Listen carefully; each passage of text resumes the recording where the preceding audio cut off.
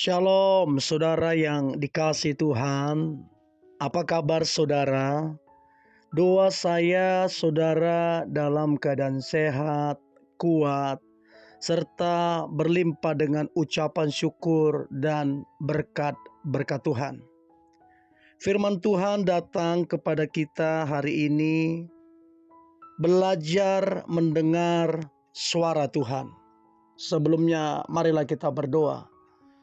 Tuhan Yesus, terima kasih buat hari ini. Sungguh kami bersyukur karena kasih dan kemurahan Tuhan.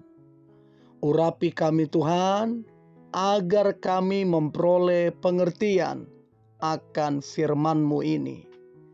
Kami percaya hidup kami pasti diberkati, dipakai Tuhan jadi berkat dan menyenangkan hati-Mu. Di dalam nama Tuhan Yesus, kami dengarkan firman Tuhan. Haleluya, amin. Belajar mendengar suara Tuhan. Yohanes pasal 10 ayat yang ketiga sampai dengan ayatnya yang keempat.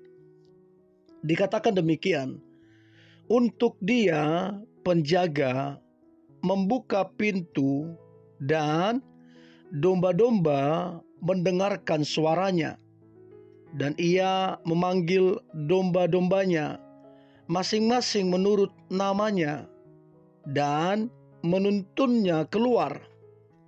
Jika semua dombanya telah dibawanya keluar, ia berjalan di depan mereka, dan domba-domba itu mengikuti dia karena mereka mengenal suaranya. Dikatakan begini, karena mereka mengenal suaranya. Jadi saudara, di perikop ini berjudul tentang gembala yang baik. Tentu kita semua tahu bahwa gembala yang baik adalah Tuhan Yesus. Dia bahkan rela memberikan nyawanya untuk kita, anak-anaknya. Dan itu berarti kalau dia gembala yang baik, kita semua yang percaya kepada dia adalah domba-dombanya. Hal yang lain yang luar biasa yang kita pelajari dari ayat ini, bahwa domba-domba seharusnya mendengarkan suara gembalanya. Seharusnya mendengarkan suara gembalanya. Bahkan bukan hanya mendengarkan, tapi dikatakan mengenal suara gembalanya. Wow, luar biasa saudara. Jadi bukan cuma mendengar suara gembala, tetapi juga mengenal suara gembala tersebut. Kita adalah domba-dombanya, dan Tuhan Yesus adalah gembala kita. Nah, yang menjadi pertanyaan sederhana untuk kita, yang perlu kita pertanyakan adalah, apakah kita mendengar suaranya setiap hari? Mungkin sebagian kita akan heran dengan pernyataan ini. Dan mungkin beberapa orang juga belum pernah mendengar itu. Mendengar suara Tuhan. Nah, istilah mendengar suara Tuhan ini secara audible, ini seolah-olah hal yang kayaknya mustahil deh. Kayaknya nggak mungkin deh. Saya aja, beberapa orang bilang seumur umur belum pernah mendengar secara audible. Nah, pernyataan demikian itu menggambarkan ada masalah di antara kita sebagai gembala, sebagai domba-domba dengan gembalanya. Kita aneh kalau kita bilang kita domba-dombanya, kita nggak mendengar suara gembala kita. Bahkan tadi dikatakan bukan cuma mendengar, tapi mengenal suara itu. Semua kita harusnya bisa, dan harusnya itu biasa saja untuk kita bisa mendengar suara Tuhan. Ada banyak alasan-alasan yang sering kita lemparkan sehingga kita seolah-olah wajar kalau kita nggak mendengar suara itu. Nah, penting sekali kita mengerti tentang mendengar suara Tuhan. Jadi penting sekali kita belajar mendengar suara Tuhan. Mendengarkan suara Tuhan adalah perkara soal hidup atau mati. Itu menjadi catatan itu. Mendengarkan suara Tuhan adalah soal hidup atau mati. Yesaya 55 ayat 3a. Sendengkanlah telingamu dan datanglah kepadaku. Dengarkanlah, maka kamu akan hidup. Jadi dikatakan kamu akan hidup ketika datang kepadaku. Terus dikatakan dengarkan, sendengkan telingamu. Luar biasa, ternyata mendengarkan suara Tuhan bukan hal yang sepele, melainkan soal hidup bahkan matinya kita.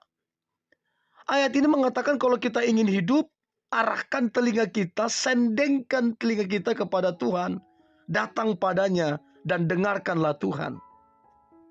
Contoh nyata seperti yang dialami Raja Ahab, 1 Raja 22, 1 Raja-Raja 22 ayat 1 sampai 37.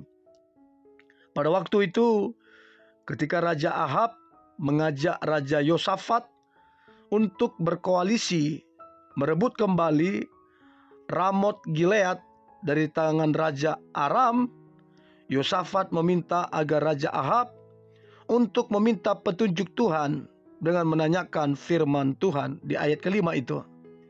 Sebanyak 400 nabi-nabi bayaran menubuatkan hal-hal yang baik, tetapi Raja Yosafat merasa perlu untuk meminta petunjuk Tuhan melalui nabi Tuhan.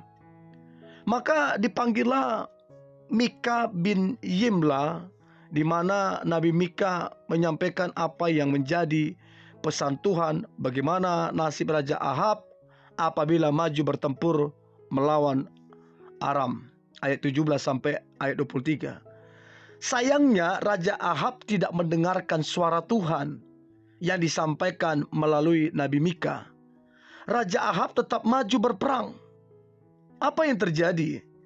Sekalipun dia sudah menyamar, tetapi seseorang menarik panahnya dan menembak dengan sembarangan saja dan mengenai Raja Ahab di antara baju jirahnya.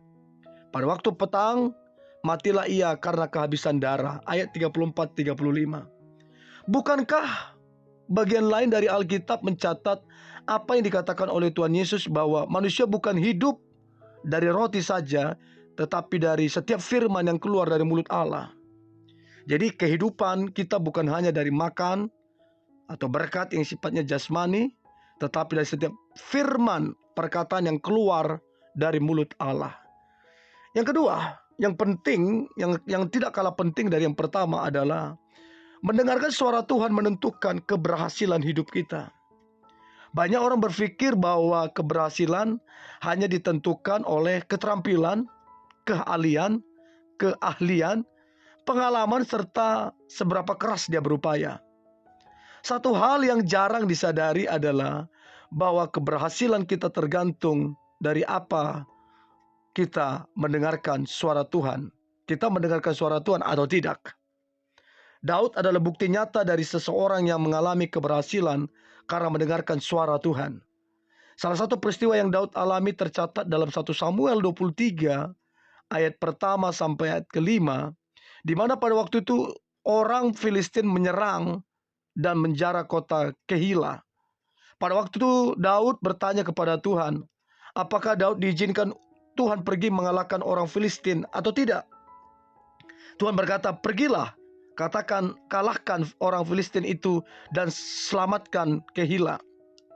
Pergilah, kalahkanlah orang Filistin itu dan selamatkanlah Kehila. Tetapi orang-orang Daud mengatakan hal sebaliknya dan berupaya mencegah Daud karena mereka ketakutan. Daud kembali meminta konfirmasi dari Tuhan, dan kedua kalinya Tuhan berkata agar Daud pergi dan berperang melawan orang Filistin. Dan Daud taat akan suara Tuhan. Dia pergi ke Hila, berperang melawan orang Filistin itu, dihalaunya ternak mereka, dan Daud menimbulkan kekalahan besar di antara Filistin. Demikianlah Daud menyelamatkan penduduk Kehila. Daud mengalami keberhasilan karena dia mendengarkan suara Tuhan dan melakukan apa yang Tuhan perintahkan. Haleluya. Mari kita berdoa. Terima kasih Tuhan Yesus, mendengarkan suaramu adalah kesukaan kami. Mendengarkan suaramu adalah rahasia untuk kami mengalami kehidupan. Mendengarkan suaramu adalah rahasia untuk kami mengalami keberhasilan. Terima kasih Tuhan Yesus. Di dalam nama Tuhan Yesus, Tuhan dan Juru Selamat kami berdoa dan mengucap syukur. Haleluya. Amin.